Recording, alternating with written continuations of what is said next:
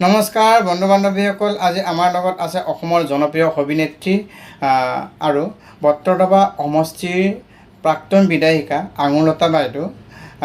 আপোনালৈ নমস্কাৰ বাইদেউ। বাইদেৱে মনৰ কথা আৰু ৰাজনীতিৰ কেইটামান কথা ক'ব।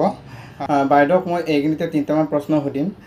এক নম্বৰটো হ'ল, বাইদেউ আপুনি ৰাজনীতিত সক্ৰিয়ভাৱে কাম কৰিম বুলি ভাবিছিলেনে? 2 নম্বৰটো হ'ল, আপোনাক বহুতে অহংকাৰী বুলি কয়, এইটোৰ বিষয়ে আপুনি কি ক'ব? আৰু 3 নম্বৰটো হ'ল, অৰ্থনৈতিক স্বাৱলম্বিতা যুৱতীসকলৰ বাবে কি কি অৱলম্বন হাতত তুলি লৈছে, এই সকলোখিনি আপুনি কৈ দিয়কচোন। নমস্কাৰ, সকলোকে নমস্কাৰ জনাইছোঁ। মই দুটামান বিষয় মই বোলো আপোনালোকৰ সকলোৰ লগত মই জনাম। ভাবিলোঁ যে এই সুযোগতে এটা মনৰ বিষয় এটা ৰাখি দিওঁ। আচলতে বিষয়টো হৈছে যে মই বহুত দিন বহিছোঁ মানে কি, মই নিজৰ কিছু কাম কৰিলোঁ লাষ্ট শেষৰ 2 বছৰ। আৰু তাৰে পিছত মই এটা কাম্য এখন প্লেটফৰ্ম কৰিছিলোঁ আজি কেইদিনমান আগত। আৰু কাম্যৰ জন্মটো মই কিয় দিলোঁ সেই প্লেটফৰ্মখনৰ, ইতিমধ্যেই মই মানে সামাজিক মাধ্যমৰ জৰিয়তে বিভিন্ন চেনেলৰ জৰিয়তে ইতিমধ্যে প্ৰকাশ কৰিছিলোঁ। তৎসত্বেও কেতিয়াবা কি হয়, পৰিৱেশবিলাকত বহুত বেছি মন খুলি ক'ব নোৱাৰি, কিছুমান সময় নিৰ্ধাৰিত হৈ থাকে। সেইকাৰণে আচলতে মই মোৰ জীৱনত কিছুমান এনেকুৱা সময় পৰিৱেশ কিছুমান এনেকুৱা ধৰণৰ ঘপককৈ আহি গৈছে, যিবিলাক হয়তো মই নিজেও ভবা নাছিলোঁ। কেতিয়াও ৰাজনীতিত ইমান সক্ৰিয়তাৰে কাম কৰিম কেতিয়াও ভবা নাছিলোঁ। মোৰ ঘৰখনৰ পৰাতো মই ভাবিবলগীয়া তেনেকুৱা পৰিৱেশেই নাছিল। কিন্তু যা হওক, কাম্যৰ জন্মৰ আঁৰত 2-3টামান বিষয় আছে, মই আপোনালোকৰ আগত ৰাখিছোঁ। যে সৌভাগ্যক্ৰমে মই ভাৰতীয় জনতা পাৰ্টীত যোগদান কৰাৰ পিছত মই 5টা বছৰ বিধায়ক হিচাপে বত্ৰদৰা সমষ্টিত মই তাত কিছু সেৱা আগবঢ়োৱাৰ কাৰণে সক্ষম হৈছিলোঁ। আৰু মোৰ প্ৰথমটো 5টা বছৰত যিহেতু এগৰাকী সাংস্কৃতিক মানে আমি ক্ষেত্ৰৰ পৰা যোৱা বিষয়বিলাক আচলতে আমি বহুত দকৈ ভাবি পেলাই মানে অনুভৱ কৰিবলগীয়া কিছুমান এনেকুৱা হৈ যায় যে আমি আওকাণ কৰিব নোৱাৰোঁ। বহুত গুৰুত্ব সহকাৰে কিছুমান বস্তু লৈছিলোঁ। বিশেষভাৱে মহিলাৰ ক্ষেত্ৰত বহুত বিষয় মই দেখিছিলোঁ, স্বচক্ষুৰে দেখিছিলোঁ, যিবিলাক আমি হয়তো চিনেমাত দেখিছিলোঁ বা তেনেকুৱা ধৰণৰ চৰিত্ৰ নিজে ৰূপায়ণ কৰিছিলোঁ। কিন্তু বাস্তৱ সমাজখনত গাঁৱে ভূঞে যেতিয়া কিছুমান জীয়া ছবি দেখিছিলোঁ, সেইবিলাক দেখি পেলাই অন্তৰাত্মাই কান্দিছিলে যে ইয়াৰ পিছত কি হ'ব, উত্তৰটো ক'ত আহিব। গতিকে সেই অভিজ্ঞতাত মই দেখিবলৈ পাইছিলোঁ, আটাইতকৈ বেছি যিখন ছবি মই দেখিবলৈ পাইছিলোঁ সেইটো হৈছে যে বিধায়ক হিচাপে যেতিয়া তাত মই যিকেইটা দিন মই তাত আছিলোঁ, মৰিগাঁৱত আছিলোঁ, সেইখিনি সময়ত এনেকুৱা বহু যুৱতী মোৰ ওচৰত আহিছিল, যিবিলাক হয়তো 16 বছৰীয়া, কোনোবাগৰাকী 17 বছৰীয়া, 18 বছৰীয়া, 20 বছৰৰ তলত বহুত ছোৱালী এনেকুৱা আছিল, যিবিলাকে ৰাতিপুৱা 5টা বজাৰ পৰা মোৰ ঘৰৰ সন্মুখত আহি ৰৈ থাকে।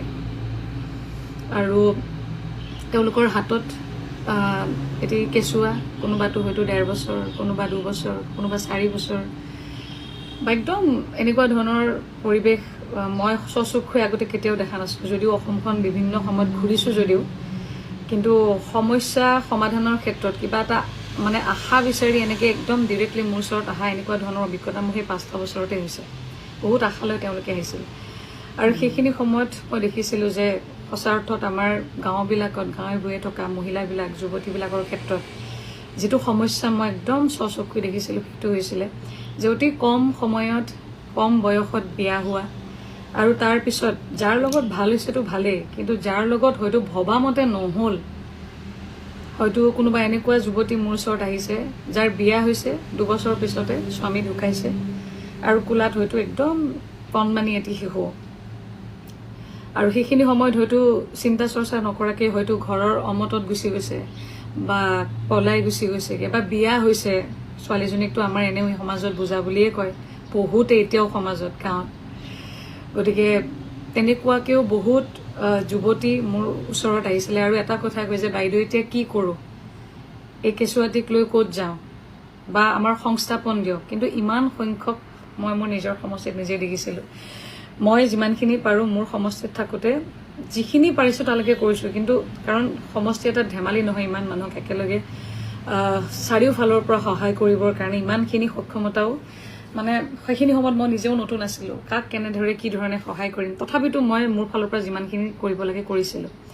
আৰু তাত মই বিশেষকৈ সেই ছোৱালীবিলাক, সেই যুৱতীবিলাকৰ ক্ষেত্ৰত এই ধৰণৰ সমস্যাবিলাক দেখিছিলোঁ, যে কম বয়সত বিয়া হয় বা অথবা কিছুমান মহিলা সময়মতে বিয়া হ'লেও তেওঁলোকে হয়তো যাৰ ভাল হৈছে ভালেই, কিন্তু এনেকুৱা কিছুমান মহিলা আছিলে যিবিলাক সেই কম বয়সতে বিধৱা হৈছে বা পাৰিবাৰিক সংঘাততে হওক ঘৰৰ পৰা ওলাই আহিছে, যিখিনি প্ৰাপ্য সেইখিনি প্ৰাপ্যখিনি পাবৰ কাৰণে তেওঁলোকৰ মানে আইনীভাৱে যুঁজিবৰ কাৰণে তেওঁলোকৰ হাতত মানে ধনৰ মানে পৰ্যাপ্ত পৰিমাণৰ ধনৰ অভাৱ আছিলে, যাৰ কাৰণে তেওঁলোকৰ বিয়াত খুব আশা কৰি দিয়া ঘৰৰ ফালৰ পৰা দিয়া আচবাবখিনি বা ঘৰৰ পৰা বিয়াত দিয়া সেই বস্তুখিনি আনিবৰ কাৰণে তেওঁলোকৰ ওচৰত সক্ষমতা নাছিলে।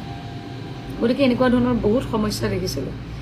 আৰু সেইখিনিৰ উপৰিও তাৰ উপৰিও মই সমষ্টিত বিধায়ক হৈ থাকোঁতে মই যিখিনি প্ৰত্যাহ্বান মই নিজৰ জীৱনত যিখিনি মুখামুখি হ'লোঁ, তাৰপিছত 2021 চনত হৰাৰ পিছৰ পৰা মোৰ জীৱনৰ বেলেগ এটা যাত্ৰা এটা আৰম্ভ হ'ল। তাতেও মই যিখিনি প্ৰত্যাহ্বান নেওচি আজিৰ ডেটলৈকে এতিয়ালৈকে শক্তিশালী ৰূপত প্ৰতিষ্ঠা লাভ কৰিলোঁ, এই গোটেইবিলাক দেখি বা বাহ্যিক সমাজখনতো দেখি এটা বস্তু মই অনুভৱ কৰিলোঁ যে মহিলা এগৰাকীৰ ক্ষেত্ৰত পুৰুষতকৈ মহিলাগৰাকীৰ প্ৰত্যাহ্বান জীৱনত বহুত বেছি থাকে, বহুত বেছি থাকে। আৰু সেই প্ৰত্যাহ্বানখিনি নেওচি নিজৰ লক্ষ্যত উপনীত হ'বৰ কাৰণে আটাইতকৈ বেছি দৰকাৰ মানসিক শক্তি, আত্মবিশ্বাস, যাৰ কাৰণে হয়তো আজিও মই ইয়াতে আপোনালোকৰ সন্মুখত বহুতে ইয়াতে হয়তো বহুতে নহয় কিছু সংখ্যাই ক'ব বিচাৰে যে আঙুলতা অহংকাৰী নেকি। আচলতে আত্মবিশ্বাসী আমি। বহুতেই মহিলাৰ সেই আত্মবিশ্বাসটোক অহংকাৰী ৰূপত প্ৰতিষ্ঠা কৰাব বিচাৰে। মই আত্মবিশ্বাসী, মই কাৰো ওচৰত নাকান্দো, সেইকাৰণে চাগে ভাবে যে এই অহংকাৰী। মই নাকান্দো কাৰো ওচৰত, মোৰ আৱেগখিনি মই কেতিয়াও বিক্ৰী কৰিব নিবিচাৰোঁ কাৰো আগত। গতিকে এই বিভিন্ন ধৰণৰ বিষয়বিলাক চাই মই যোৱা কেইটামান দিনৰ আগত, বহুত দিনে আগৰ এটা পৰিকল্পনা আছিল কাম্য। গতিকে মই কাম্য নামটো দি মই কেইগৰাকীমান সতীৰ্থ লৈ মই তেওঁলোকক এই বিষয়টো উপস্থাপন কৰিলোঁ যে আমি উঠি অহা প্ৰজন্মখিনিক, আমাৰ ক্ষেত্ৰত যি হৈ গৈছে বা কাৰোবাৰ ক্ষেত্ৰত যি হৈছে, কিন্তু উঠি অহা প্ৰজন্মখিনিক আমি তেওঁলোকক শক্তিশালী কৰিব লাগিব। কাৰণ যুৱতীসকল বৰ্তমান সময়ত আমি জানো যে একদম স্থিৰতাহীন এখন সমাজ, এই মোবাইলটো, এই ছ'চিয়েল মিডিয়াটো অথবা যি ধৰণৰ বস্তুবিলাক আমি চাই থাকোঁ, খুব আৱেগিক হৈ গৈছোঁগৈ আমি কিছুমান ক্ষেত্ৰত। গতিকে এই যুৱতীসকলক আমি ক'ৰবাত আমাৰ এই অনুষ্ঠানটোৰ জৰিয়তে শক্তিশালী কৰিব পাৰিম নেকি, মানসিকভাৱে শাৰীৰিকভাৱে আমি শক্তিশালী কৰিব পাৰিম নেকি, আত্মবিশ্বাস তেওঁলোকক গঢ়িব পাৰিম নেকি, এই ধৰণৰ চিন্তা চৰ্চা কৰি আমি আমি মঞ্চখন আমি সৃষ্টি কৰিলোঁ। আৰু কাম্যৰ জৰিয়তে প্ৰথমটো আমি মূলা গাভৰু শীৰ্ষক নাম দি আমি 5 দিনীয়া কেৰাটে প্ৰশিক্ষণ এটা কৰিলোঁ। আমি জানো যে 5 দিনত কেৰাটে কোনেও শিকিব নোৱাৰে, কিন্তু সেল্ফ ডিফেন্সৰ কেইটামান হ'লেও দিশ আমাৰ যিসকল ইয়াতে ছাত্ৰীসকলে আহি শিকি গৈছে তেওঁলোকে তেওঁলোকৰ অভিজ্ঞতাখিনি বাৰু জনাব কেতিয়াবা ফেচবুকৰ জৰিয়তে। কিন্তু আমি বহুত প্ৰয়াস কৰিছোঁ যে তোমালোকে ভিতৰৰ পৰা তোমালোকে শক্তিশালী হোৱা, কাৰণ আহি থকা সমাজখনত যিমানবিলাক প্ৰত্যাহ্বান আছে তাক যদি তোমালোকে নেওচি আগবাঢ়িব লাগে, তেতিয়াহ'লে আটাইতকৈ বেছি ডাঙৰ তোমালোকৰ অস্ত্ৰ হ'ব যে মানসিক শক্তিটো। গতিকে পৰিকল্পনাৰ ভিত্তিত যাতে জীৱনটো তেওঁলোকে জীয়াব পাৰে, সেই কথাবিলাক চিন্তা কৰি আমি এই প্ৰথমটো কাৰ্যসূচী ল'লোঁ। আৰু সঁচা কথা ক'বলৈ গ'লে সেই অনুষ্ঠানটো সকলো ৰাইজেই খুব আদৰি ল'লে, ভাল পালে। বহুত মহাবিদ্যালয়ৰ পৰা ফোন আহিল যে এনেকুৱা ধৰণৰ অনুষ্ঠান তেখেতসকলৰ মহাবিদ্যালয়সমূহতো কৰিব লাগে। গতিকে সেই বিষয়টো আমাক বহুত আনন্দিত কৰিলে আৰু বহু কেইগৰাকী বিশিষ্ট ব্যক্তিয়ে ফোন কৰি জনালে যে বিষয়টো আগলৈও আমি লৈ যাব লাগে এই গোটেই অনুষ্ঠানটো। আৰু তাৰপিছতে আমি শিৱসাগৰত কৰিলোঁ এই অনুষ্ঠানটো। আৰু আমি কেৱল মাত্ৰ তাত 5 দিনৰ কৰ্মশালাত কেৱল আমি কেৰাটে সেল্ফ ডিফেন্সৰ বিষয়টোৱে আমি শিকোৱা নাই, তাত আমি বহুতকেইটা বিষয় বিশিষ্ট ব্যক্তিসকলৰ দ্বাৰা তাত আমি তেওঁলোকৰ ছেশ্যনবিলাক দিয়াইছিলোঁ। যেনেকৈ ছোৱালীবিলাকে বা মহিলাবিলাকে স্বাস্থ্যৰ ক্ষেত্ৰত কেনেকৈ যত্ন ল'ব লাগে সেই বিষয়ত আমি দিছিলোঁ। আইনৰ বিশেষ কিছুমান বিষয় নজনা কাৰণে আমি কিমান মহিলা থানাখনত গ'লে আমি ভয় কৰোঁ, সেই আইনী কিছুমান বিষয় আমি তেওঁলোকক জনাবৰ কাৰণে কিছুমান পৰিৱেশ তেওঁলোকৰ বিশিষ্ট ব্যক্তিসকলক লৈ গৈছিলোঁ, যে কিছু তেওঁলোকৰ সম্যক আমি যাতে তেওঁলোকক জ্ঞান দিব পাৰোঁ সেই বিষয়ত। আৰু কেইগৰাকীমান আমি মহিলা, শক্তিশালী মহিলা, যে আজিৰ দিনত সমাজখনত নিজকে বহুত প্ৰত্যাহ্বান নেওচি প্ৰতিষ্ঠা লাভ কৰিছে, তেখেতসকলৰ কিছুমান জীৱনগাথা তেওঁলোকৰ লগত আমি খুব দাঙি ধৰিবলৈ যত্ন কৰিছিলোঁ। গতিকে সেই অনুষ্ঠানত থকা আমাৰ ছাত্ৰীসকলে খুব ভাল অভিজ্ঞতা লৈ যোৱা বুলি মই ভাবিছোঁ, মই নাজানো তেওঁলোকে কেতিয়াবা ক'ব। তাৰপিছত আমি শিৱসাগৰত পাতিলোঁ, শিৱসাগৰত আমাক নিমন্ত্ৰণ কৰিলে, তাতো পাতিলোঁ, আৰু তাতেও বহু সংখ্যক আমাৰ ছাত্ৰীসকলে তাত অংশগ্ৰহণ কৰিলে। আৰু এই গোটেই কাৰ্যক্ৰমটোত আমাৰ বিশেষভাৱে এটা কথাত গুৰুত্ব দিয়া হৈছিল, যে অৰ্থনৈতিক স্বাৱলম্বিতা, যে যুৱতীসকলে যাতে তেওঁলোকে এতিয়াৰ পৰাই কলেজত পঢ়ি থকাৰ পৰাই যাতে সেই বিষয়টো গুৰুত্ব সহকাৰে লয়, যে তেওঁলোকে যাতে অৰ্থনৈতিকভাৱে কেনেকৈ স্বাৱলম্বী হ'ব পাৰে, সেই বিষয়টো আমাৰ ইয়াত ছেশ্যন দিয়া হৈছিলে। গতিকে সেইটো আজিৰ দিনত বহুত গুৰুত্বপূৰ্ণ। অলপ আগতে মই যিটো আমাৰ সমষ্টিৰ বিষয়টো আপোনালোকৰ আগত ৰাখিছিলোঁ, যে বহুত এনেকুৱা যুৱতী আছিল যে তেওঁলোকে হয়তো এই বিষয়বিলাক ভবা নাছিল, সকলোৱেতো ভাল ভাবি পেলাই সংসাৰখন কৰিম বুলি ভাবে, কিন্তু কেতিয়াবা ভাগ্যত বা কেতিয়াবা নাথাকে, ভবামতে নহয়গৈ। গতিকে জীৱনটোতো জীয়াবই লাগিব।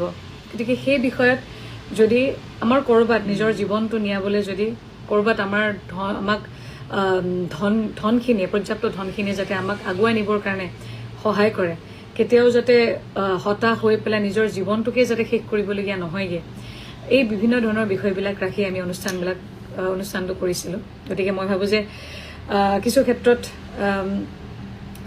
আমি এই অনুষ্ঠানটো কৰি সক্ষম হৈছোঁ, ভাল এটা বিষয় আগবঢ়াবৰ কাৰণে সক্ষম হৈছোঁ। গতিকে আগন্তুক দিনত আমাৰ এনেকুৱা ধৰণৰ অনুষ্ঠান হৈ থাকিব, য'ত মহিলাসকলৰ, যিবিলাক বঞ্চিত মহিলা আছে বিভিন্ন ক্ষেত্ৰত, তেখেতসকলৰ মানসিকভাৱে আত্মবিশ্বাস বঢ়োৱাৰ ক্ষেত্ৰত এই কাম্য সদায় কাম কৰি যাব।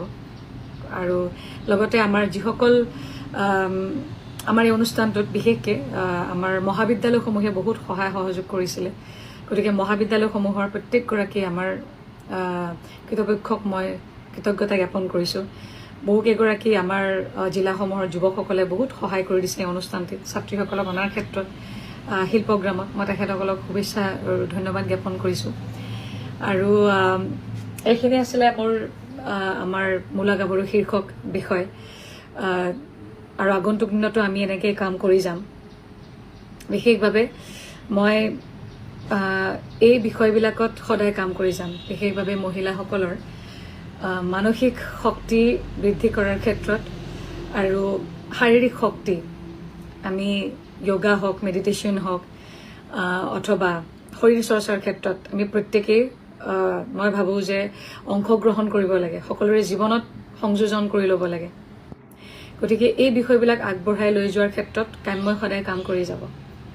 আৰু মই শিৱসাগৰত থাকোঁতে এটা খুব ভাল খবৰ এটা, মোৰ কাৰণে খুব ভাল খবৰ এটা মই পাইছিলোঁ। মই অসমৰ মাননীয় মুখ্যমন্ত্ৰী ডক্টৰ হিমন্ত বিশ্ব শৰ্মা ডাঙৰীয়াদেৱক সেই কৃতজ্ঞতা জ্ঞাপন কৰিছোঁ। এইকাৰণে মই যিটো কাম ভিতৰৰ পৰা কৰিব বিচাৰিছিলোঁ বা মই কামৰ জৰিয়তে কৰিবৰ কাৰণে আগবাঢ়িছিলোঁ, এটা অনুষ্ঠান কৰি উঠিছিলোঁ, যে ৰাজ্যিক মহিলা আয়োগ, এটা খুব গুৰুত্বপূৰ্ণ এটা পদ, এটা অধ্যক্ষ, আৰু শিৱসাগৰত থাকোঁতেই এনাউন্স হৈছিলে।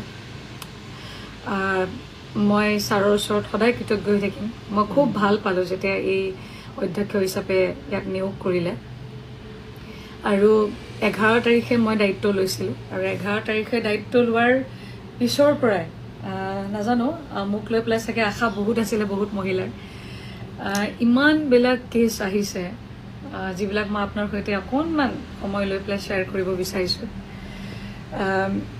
আমি হয়তো বৰ ৰঙীন পৃথিৱী এখনত থাকোঁ, বা মোবাইলটো হাতত থাকিলে ৰিলছবিলাক চাই থাকিলে ভাবেই নহয় যে আমাৰ সমাজখনত এতিয়াও এনেকুৱা ধৰণৰ ঘটনা এতিয়াও হৈ আহিছে। যৌতুক বুলি ক'লে এতিয়া কিছুমান মানুহে লগালগ কিজানি স্কিপেই কৰি দিব, যে আকৌ যৌতুকৰ কথা উলিয়াইছে। কিন্তু এতিয়াও আমাৰ এই সমাজখনত, এই শিক্ষিত সমাজখনত, বহুত ভাল ঘৰসমূহতো এতিয়াও যৌতুকৰ কাৰণে বোৱাৰীক অত্যাচাৰৰ এতিয়াও চলি আছে। মোৰ অফিচত এনেকুৱা বহুত মহিলা আহিছে, বহুত যুৱতী আহিছে, এনেকুৱা যুৱতী আহিছে যিবিলাকৰ বিয়া হোৱা হয়তো বহুত বেছি দিন হোৱা নাই, 8 মাহ হৈছে, 9 মাহ হৈছে, বিভিন্ন ধৰণৰ সমস্যা লৈ আহিছে। আৰু এনেকুৱা বেছি সংখ্যক মহিলা আহিছে যিবিলাকে তেওঁলোকে গোটেই পক্ষটো তেওঁলোকৰ ওচৰতে আছে, তেওঁলোকেই শাৰীৰিকভাৱে মানসিকভাৱে তেওঁলোকে অত্যাচাৰ পাই আছে, কিন্তু হয়তো ক'ৰবাত ধনৰ অভাৱত তেওঁলোকে নিজৰ যিটো প্ৰাপ্যখিনি আছে সেইখিনিও ল'ব পৰা নাই, ন্যায়খিনিও পোৱা নাই ধনৰ অভাৱত, পৰ্যাপ্ত পৰিমাণৰ ধনৰ অভাৱত। গতিকে মই তেওঁলোক সকলোকে কৈছোঁ যে আপোনালোকৰ কাৰণে মহিলা আয়োগে সদায় কাম কৰি যাব।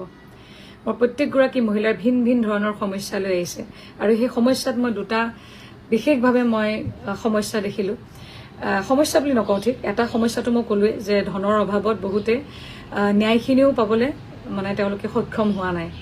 তেওঁলোককতো বাৰু মই সহায় কৰিমেই। আৰু এটা ক্ষেত্ৰত এনেকুৱা কিছুমান মই মহিলা দেখা পালোঁ যিবিলাক হয়তো আজিৰ কিছুমান বোৱাৰী আজিৰ দিনত এনেকুৱা ধৰণৰ কেছ আহিছে, মাতৃসকল আহিছে কান্দি কান্দি যে মোৰ ছোৱালীজনী 2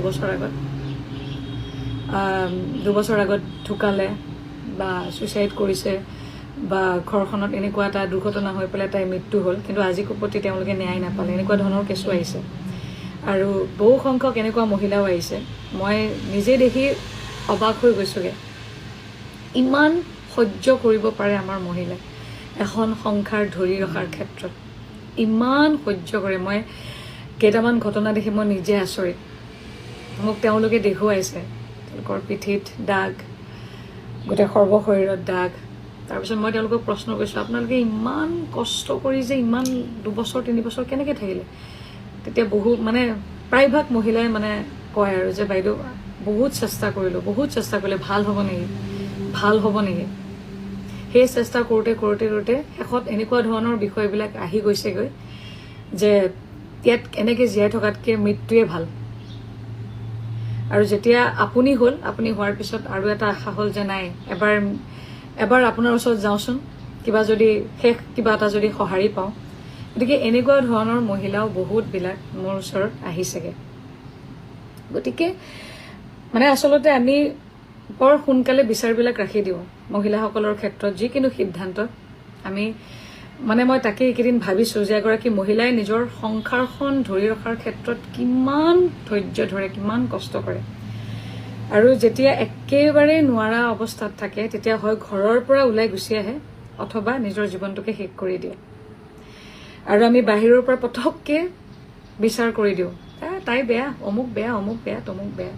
মই নকওঁ যে মোৰ ক্ষেত্ৰত অহা এই কেছবিলাকৰ ক্ষেত্ৰতে মই কৈছোঁ যে মহিলাবিলাকেই সম্পূৰ্ণৰূপে একদম শুদ্ধ।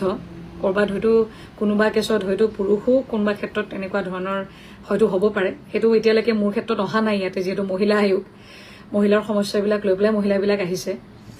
গতিকে এই বস্তুবিলাক আমাৰ বিশেষকৈ মই সদায় চেষ্টা কৰি আহিছোঁ, আৰু মই আগতেও কৈছোঁ, আজিও স্পষ্টভাৱে কৈছোঁ, যিসকল মহিলাৰ ক্ষেত্ৰত এনেকুৱা ধৰণৰ হোৱা নাই, তেওঁলোকে অত্যন্ত সুখী, নিজৰ ঘৰখনক লৈ সুখী, তেওঁলোকে নিজৰ জীৱনটোক লৈ সুখী, তেওঁলোকৰ সদায় ভাল হওক। আৰু তেওঁলোকক মোৰ ক'বলগীয়া একো নাই, শুভেচ্ছা জ্ঞাপন কৰিছোঁ। কিন্তু আঙুলতাই সদায় সেইসকলৰ শক্তি হ'ব বিচাৰিছে যিবিলাকে হয়তো এটা খোজ দিব পৰা নাই, হয়তো সেই খোজটো দিব নোৱাৰাৰ কাৰণে কোনোবাই হয়তো মৃত্যুকে আঁকোৱালি লৈছে। সেই প্ৰত্যেকগৰাকী মহিলাই যিয়ে তেওঁলোকে হয়তো সঠিক সিদ্ধান্ত ল'ব পৰা নাই, হয়তো তিলকৈ নিজৰ জীৱনটো কটাই আছে, হয়তো কোনোবাই ন্যায় পোৱা নাই, হয়তো কোনোবাই আইনী ব্যৱস্থাটো ল'বৰ কাৰণে পৰ্যাপ্ত ধন নাই। এই প্ৰতিটো বিষয়ত, এই প্ৰতিটো সম্পৰ্কত থকা প্ৰত্যেকগৰাকী মহিলাৰ ক্ষেত্ৰত মই আঙুলতা সদায় আপোনালোকৰ ওচৰত আছোঁ, আৰু আপোনালোকৰ হৈয়ে মই মাত দি যাম। তাত কোনোবাই ভাল পাওক, কোনোবাই বেয়া পাওক, আপুনি যেনেকৈ যি ধৰণে মোক চেষ্টা নকৰক কেলৈ, মোৰ আত্মবিশ্বাস প্ৰবল, মোৰ মানসিক শক্তি বহুত বেছি। গতিকে মই চেষ্টা কৰিম সেই মহিলাসকলৰ সদায় কণ্ঠ হ'বৰ কাৰণে, আৰু তেওঁলোকৰ কাৰণেই সদায় মই লাগি যাম। গতিকে মই সেই প্ৰত্যেকগৰাকী মহিলাক, আপোনালোকক মই কৈছোঁ যে কোনোবাই যদি এনেকুৱা ধৰণৰ মহিলা ক'ৰবাত যদি আপোনালোকে নিজৰ ঘৰৰ ওচৰতো দেখিছে যে ন্যায় পোৱা নাই, যে তেওঁ শুদ্ধ জেগাত আছে, অনুগ্ৰহ কৰি আপোনালোকে মহিলা আয়োগত আপোনালোকৰ অফিচটো আছে বেলতলাত আমাৰ শংকৰদেৱ নেতালৰ একেবাৰে ওচৰত আপোনালোকে আহিব আৰু মই অহা ছেপ্টেম্বৰ মাহত 6 বা 7 তাৰিখৰ ভিতৰত আমি এটা প্ৰেছ মিট দিম আচলতে মহিলা আয়োগৰ কি কাম মহিলা আয়োগৰ জৰিয়তে আমাৰ মহিলাসকল কেনেকৈ উপকৃত হ'ব তাৎক্ষণিকভাৱে কোনোবা মহিলাই বিপদত পৰিলে কেনেধৰণে মহিলা আয়োগৰ পৰা তেওঁলোকে সুবিধা লাভ কৰিব কেনেকৈ চিকিৎসা সেৱা লাভ কৰিব কেনেকৈ ন্যায়িক সেৱাবিলাক লাভ কৰিব আইনী সেৱা লাভ কৰিব প্ৰপাৰ কাউন্সেলিং কেনেকৈ পাব এই গোটেইবিলাক লৈ আমি প্ৰেছ মিট দিম আৰু গতিকে মই সেই বিষয়বিলাক লৈ পেলাই আগবাঢ়িম গতিকে আপোনালোক প্ৰত্যেকৰে সহযোগিতা বিচাৰিছোঁ মই জানো যে ইয়াৰ ভিতৰত আমাৰতো যিহেতু ভাল বেয়া দুটা থাকেই গতিকে ভালে ভালখিনি টানিব আৰু বেয়াখিনিয়ে বেয়াৰ ফালে টানিব থ্যাংক ইউ নমস্কাৰ বহুত বহুত ধন্যবাদ থ্যাংক ইউ